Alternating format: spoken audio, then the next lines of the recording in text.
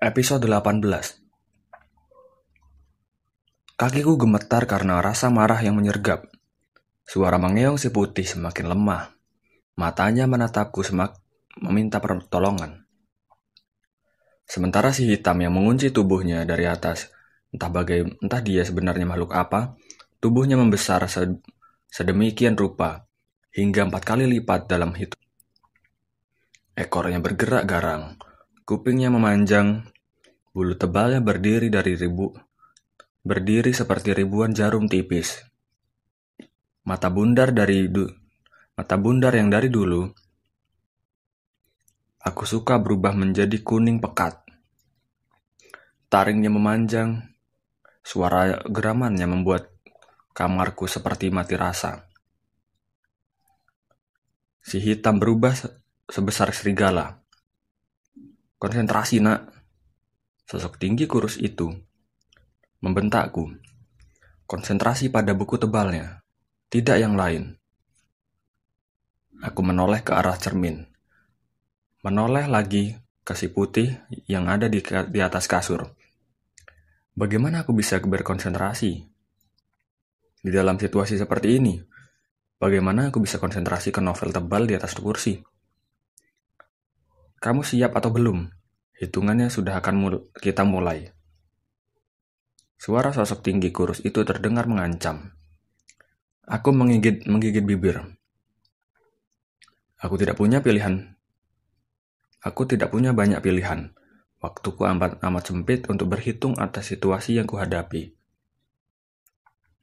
Sandal jepit yang kupegang bahkan boleh jadi tidak bisa melawan si hitam yang berubah menjadi sangat mengerikan. Si putih dalam bahaya. Suara mengeongnya begitu menyedihkan. Aku menelan ludah kecut. Bagaimana aku mungkin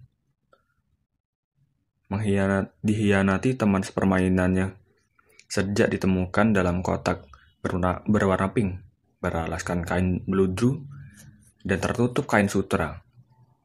Atau tidak? Karena memang kucing itu tidak pernah hadir kasat mata di rumah kami. Si hitam tidak pernah menjadi teman si putih. 1. Sosok tinggi menghembuskan napas. Mulai menghitung. Kali ini bahkan uap napasnya seperti melewati cermin kamarku. Mengambang. Napasku menderu kencang. Jantungku berdetak lebih cepat. Apa yang harus kulakukan? 2. Aku melepaskan sandal jepit ke lantai. Tidak banyak pilihan yang kupunya. Dari terbatasnya pilihan, aku tidak akan membiarkan si putih disakiti. Baiklah. 3. Tanganku bergetar menunjuk novel tebal di kursi itu. Jika semuanya hanya permainan, ini permainan paling mahal yang pernah kulakukan. Aku bertaruh dengan seekor kucing yang kupelihara sejak kecil. Kususui dengan botol. 4. Konsentrasi. Hilangkan buku tebal itu. Sosok itu membentakku. Menyuruhku berhenti memikirkan hal lain. Baiklah. Aku mendesis dengan bibir gemetar. Menghilanglah. Aku menyuruh novel tebal itu yang ada di atas kursi hilang seperti jerawatku kemarin malam. 1 detik senyap. Hanya suara hujan deras mengenai jendela, atap, dan halaman. Novel itu tetap teronggok membisu di kursi. Aku mengeluh. 5. Berusaha sungguh-sungguh atau kamu akan kehilangan kucing kesayanganmu. Sosok tinggi kurus dalam cermin tidak menurunkan volume. Aku menggigit bibir, lebih konsentrasi. Kutatap novel tebal untuk kedua kalinya. Telunjukku semakin bergetar. Mendesis menyuruhnya menghilang. Senyap. Tetap tidak ada yang terjadi. 6. Kamu sungguh akan mengecewakan teman terbaikmu selama ini, nak. Aku menggigit bibir, memejamkan mata. Untuk ketiga kalinya aku berusaha konsentrasi, menyuruh novel itu menghilang. Apa susahnya? Ayolah, aku membuka mata, tapi percuma. Tidak terjadi apapun. Ini benar-benar tidak mudah. Bahkan sebenarnya, kemarin malam saat aku menghilangkan jerawatku, aku tidak ingat bagaimana caranya. Ini tidak seperti menutup wajah dengan kedua telapak tangan. Lantas tubuhku hilang seketika. Itu tidak mudah. Itu mudah dilakukan. Suara mengeong si putih semakin lemah. Geraman buas hitam yang berubah menjadi kucing berukuran besar semakin memenuhi langit-langit kamar. 7. Jangan menyalahkan siapapun kalau kamu kehilangan kucing. Aku tidak bisa menghilangkannya. Aku memotong kalimatnya, balas menatap galak sosok di dalam cermin. Aku sudah 4 kali mencoba. Novel itu tetap tidak hilang. Sejak tadi pagi aku sudah berusaha melakukannya. Novel itu tidak bisa hilang. 8.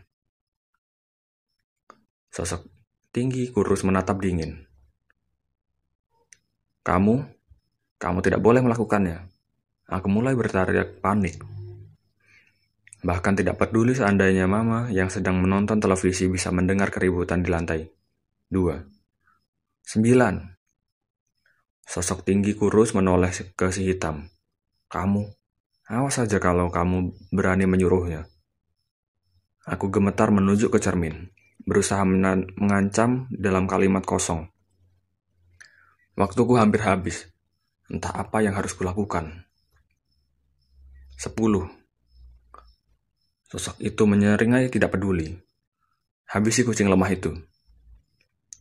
Belum hilang kalimat sosok tinggi kurus yang di dalam cermin, si hitam sudah menggeram panjang kegirangan. Mata kuningnya berkilat-kilat.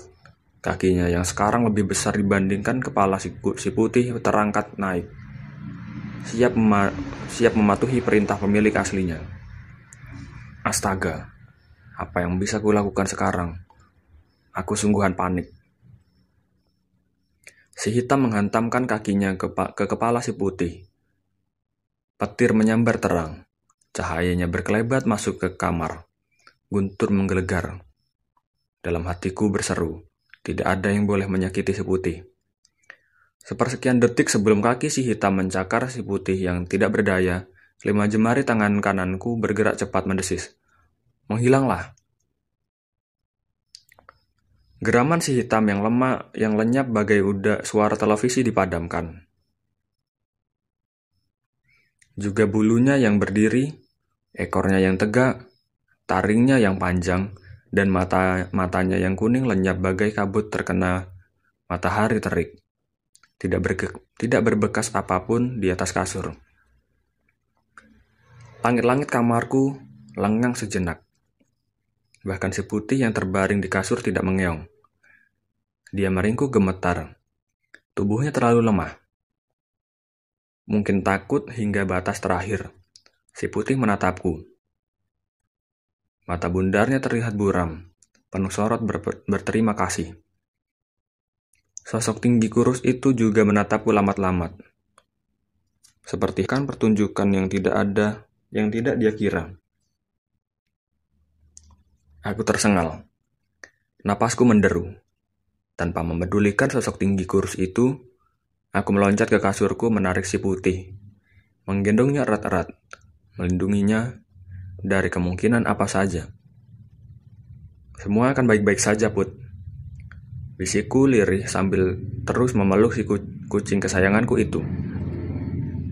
Kamu? Ini menakjubkan gadis kecil. Sosok tinggi kurus masih menatapku. Suaranya kembali datar. Ini sama sekali di luar dugaanku. Aku tidak mendengarkan dengan baik sosok tinggi kurus itu. Aku merapat ke dinding. Menatap cermin dengan galak, jemari tangan kananku mengacungkan ke cermin.